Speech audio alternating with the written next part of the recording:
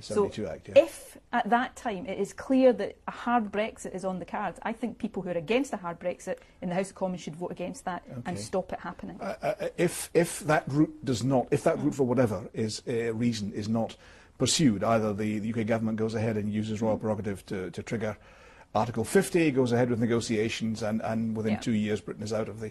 You are saying that there would then be a referendum on Scottish independence? There's a bit in the middle before. Okay.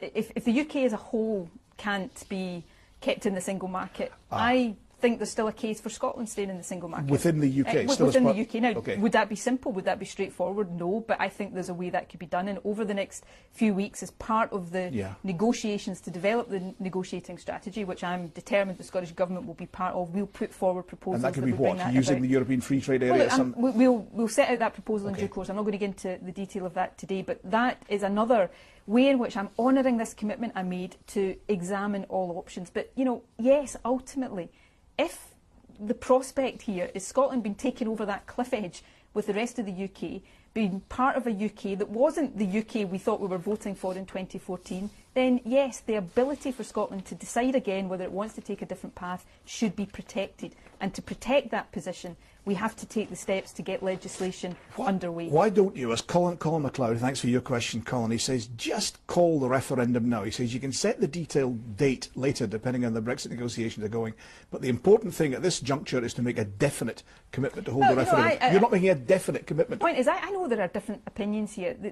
I'm the First Minister of the country. I'm not just leader of the SNP, I'm the First Minister of the country, and I've got to act in a way that I think is right for the country, and that's what I'm doing. But, you know, make no mistake, if what we are facing the prospect of is being, you know, shackled to a UK that's going over that cliff edge, that is coming out of the single market, that is hemorrhaging jobs and opportunities and investment, that's turning in itself, that's, you know, indulging in xenophobia about foreigners. Scotland's got, I think, the right to decide whether it wants to do that or whether it wants to take a different path. When you said someone or some people are okay, fair enough. Some people are calling for an instant referendum, some people are saying, Carcani, you said welcome to my world. Let's step into your world for a second. You must be torn on this question, because if you thought you'd win, you'd call it tomorrow. Look, I'm not torn. I'm going to be guided by what I think is right. And ultimately, of course, the Scottish Parliament would have to pass But you haven't decided yet definitely to hold a referendum, have you?